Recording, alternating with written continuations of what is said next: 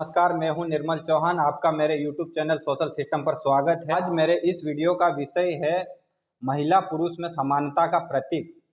एक ऐसे समुदाय से संबंधित मैं बातें करने वाला हूं जो महिला और पुरुष में समानता की बात करता है और इसके अलावा भी हमारे समाज में एक महत्वपूर्ण भूमिका निभाई है। हमारे देश, प्रदेश, गांव, शहर में, समाज में समाहित महिला पुरुष में समानता की परंपरा, असमानता की परंपरा कई वर्षों से चली आ रही है और चल रही है और पता नहीं कब तक चलती रहेगी। इसीलिए आज भी हम सब महिला सशक्तिकरण के नारे लगा रहे हैं और पता नहीं कब तक ऐसे ही महिला सशक्तिकरण के नारे लगाते रहेंगे।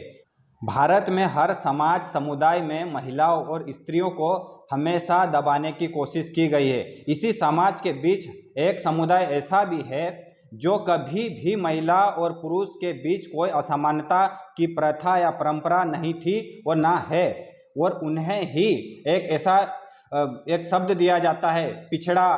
कि इस समानता के कई उदाहरण देखने और पढ़ने को मिलता है, परंतु इसे कभी भी माना नहीं जाता है। हमारे समाज में इतना सभ्य समुदाय भी है जो महिला और पुरुष को समान मानकर उन्हें हर समय और समाज में कई कार्यों में सम्मान अधिकार देकर महिलाओं को सम्मानित किया जाता है। समुदाय के कुछ कार्य ऐसे भी है जो उनकी वृत्ति या आदत है, जिसकी वजह से उन्हें भला, बुरा या निम्न तबके के लोग कहा जाता है। समुदाय के बारे में एक बात और कहना चाहूँगा। इस समुदाय ने हमेशा स्वतंत्र रहकर एक अलग अपना परिवेश का निर्माण किया है, अलग जगह स्थान पर रहे हैं, कभी किसी के गुलाम नहीं बने हैं। अगर बने हैं तो एक सामाजिक प्रथा या किसी सामाजिक शोषण के जरूर गुलाम रहे हैं। इस समुदाय ने महिलाओं को समाज में कहीं उच्च स्थान दिया है। विवाह समारोह में महिलाओं के वर चुनने का अधिकार दिया है। परंपराएं हैं, जैसे कुछ विवाह परंपरा, गोल गधेड़ो विवाह, परीक्षा देनी होती है जिसमें, और एक ऐसी परंपरा जो दूध लोटावा विवाह, पटौनी विवाह, वधु मूल्य विवाह, घर घुस्सी विवाह, सेवा विवाह, ऐसी कहीं प्रथा है जो महिलाओं को एक उच्च स्थान का दर्जा दिया गया, ना कि पुरुष को, जिसमें महिलाओं का एक अलग ही सम्मान। दाफा प्रथा झाबुआ जिले में प्रमुख है, जिसमें वर पक्ष द्वारा वधु पक्ष को दहेज या उसके सम्मान में कुछ पैसे दिए जाते हैं। दहेज नहीं बोलना चाहिए उन्हें, क्योंकि दहेज एक गाली शब्द हो गया है। इस समुदाय में एक बात हमेशा देखने को मिलती है, दहेज प्रथा, जो कहीं से कहीं तक देखने को या कहीं से कहीं तक लागू नहीं है या कहीं से कहीं तक उन्हें अपनाया नहीं गया है, जिसके आधार पर वधु पक्ष को परेशान किया जाए। इस समुदाय को देश, प्रदेश, गांव, शहर के लोग या कहीं पुस्तक और इतिहास में इन्हें मूल निवासी कहलाए हैं, जिन्हें आज सब लोग आदिवासी समाज या और कहीं ऐसे नाम है जो अलग अलग प्रकार के नामों से जाने जाते हैं। अगर इसी सभ्य और महान समाज में कुछ लोग ऐसे भी पाए जाते हैं जिसकी वजह से पूरा सभ्य समाज या कोई भी समुदाय जो बुरा काम करता है और उसकी वजह से वो बदनाम होता है।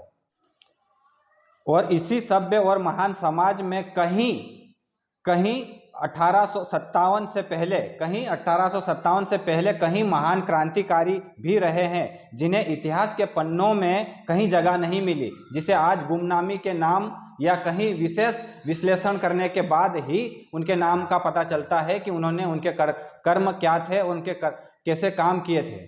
कि इस समुदाय को कभी आंका नहीं गया है, क्योंकि इसमें हमारे समाज में कहीं वर्ण व्यवस्था, जाति व्यवस्था के आधार पर इस समुदाय को हमेशा, या निम्न वर्ग के समुदाय को हमेशा दबाया गया है। समुदाय एक ऐसा था, अंग्रेजों के शासन के तो बाद में गुलाम बने हैं, लेकिन इससे पहले जातिवाद या वर्ण व्यवस्था समाज के गुलाम बने थे, क्योंकि इन्हीं ने ही सबसे पहले इन लोगों को गुलाम बनाया रखा था। इसी सभ्य और मूल निवासी समुदाय को अलग अलग समय पर अलग अलग नाम दिया गया है। जैसे ठक्कर बप्पा ने इन्हें आदिवासी कहा है, वेरियर एल्विन ने इन्हें वनवासी कहा है, और जैसे G.S. धुर्वे इसे पिछड़ा हिंदू भी कहा है, और J.H. हटन ने आदिम जाति भी कहा है। और जैसी कहीं बुक ऐसी है जैसे कास्ट इन इंडिया में बहिष्कृत जाति भी कहा गया है। इसी से समझ में आता है कि इन्हें इस वर्ग को हमेशा पीछे रख के उनका शोषण किया गया है। LP विद्यार्थी इन्हें गिरिजन कहा है, सर बैंस ने इन्हें पर्वतीय जनजाति कहा है, RK दास और RS दास ने इन्हें दलित मानवता कहा है, और ML श्रीकांत ने इसे अरणई या अरणई जाति कहा है। अंग्रेज इन्हें दलित वर्ग कहा है, क्योंकि उन्हें नहीं पता था कि इन्हें क्या बोलना क्या नहीं, क्योंकि यह व्यवस्था अंग्रेजों को सिखाई गई है। जो हमारी जाति या वर्ण व्यवस्था जो पहले इन लोगों को शोषण किया है। भारत का संवैधानिक नाम है इनका अनुसूचित जनजाति। आदि नामों से हमारे देश प्रदेश का वो समाज जिन्होंने महिलाओं को सम्मान अधिकार देकर हमारे देश प्रदेश और गांव शहर को महिला पुरुष की समानता का पाठ पढ़ाया है, इन्हें इन नामों से पुकारा जाता है। महिला पुरुष की समानता के कहीं इनके उदाहरण सामाजिक सांस्कृतिक में सुसज्जित है, जो कहीं लोक गायक या लोक नृत्य और कहीं वेशभूषा या सांस्कृतिक कार्यक्रमों में दिखाकर हमारे देश की संस्कृति को और भी सुशोभित कर चार चांद लगाते हैं। जैसे एक उदाहरण है मड़ई उत्सव। यह गोंड जनजाति में किया जाता है। यहाँ युवक युवती एक साथ लिंगा देव की पूजा कर उनका नृत्य करते हैं, और एक लरुकाज उत्सव होता है जो बेघा जनजाति में प्रचलित है। मधुमक्खियों की पूजा कर इसके सहारे प्रकृति की पूजा की जाती है। ऐसे कई सांस्कृतिक कार्यक्रम जैसे रेलो गीत होता है, एक लोक गायक है जो भील और कोरकू जनजाति में युवक युवती द्वारा एक सामूहिक रूप से गाया जाता है। यह हमें दर्शाता है कि महिला पुरुष एक समान नजर से देखा जाए। घर नृत्य होता है जो भील जनजाति द्वारा किया जाता है। होली या दिवाली पर युवक युवती साथ में नृत्य किया जाता है। भड़म नृत्य होता है जो भारिया जनजाति द्वारा किया जाता है। गरबा या गरबी नृत्य होता है जिसमें महिला पुरुष एक साथ में नृत्य करते हैं और महिला पुरुष की समानता को प्रदर्शित करते हैं, और हमारे समाज को महिला और पुरुष की समानता का पाठ पढ़ाते हैं। समाज की सबसे अच्छी बात है कि इसमें दहेज प्रथा कहीं से कहीं तक नहीं पाई जाती है। अगर दहेज प्रथा के नाम पर कोई उसे बदनाम करते हैं तो वो व्यक्ति गलत है, क्योंकि इसमें कहीं से कहीं तक पढ़ने को नहीं मिलता है कि इसमें दहेज प्रथा लागू है या दहेज परंपरा चल रही है। अगर कोई इस प्रकार का कोई लांछन लगाया जाता है तो वह व्यक्ति चाहे तो सामने वाला व्यक्ति कोई गलत होता है, आधार पर उन पुरुष पक्ष को फंसाया जाता है।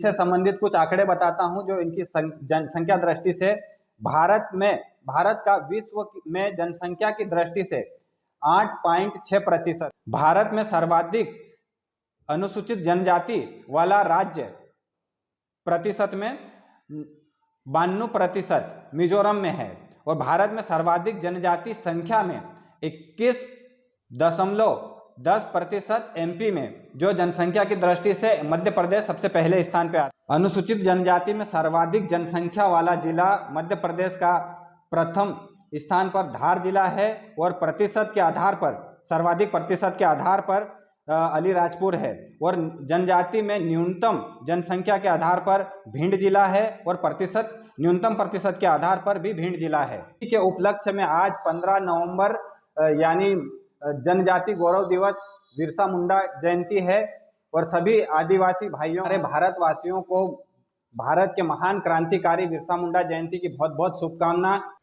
यह हमारे भारत में महान क्रांतिकारी या आदिवासी क्रांतिकारी का गौरव प्राप्त है इन्हें, और ऐसे कहीं हमारे देश में महान क्रांतिकारी या आदिवासी क्रांतिकारी थे जिन्होंने अंग्रेजों से लड़कर महान गौरव प्राप्त किया है, बट उन्हें हमारे इतिहास के पन्नों में जगह नहीं दी गई है। हमारे समाज की कहीं न कहीं दबी कुचली ऐसी व्यवस्था है जो आदिवासी इन महान क्रांतिकारियों को इतिहास के पन्नों पे जगह नहीं दी गई है। धन्यवाद। अगर आपको यह वीडियो अच्छा लगा तो लाइक एंड सब्सक्राइब करना।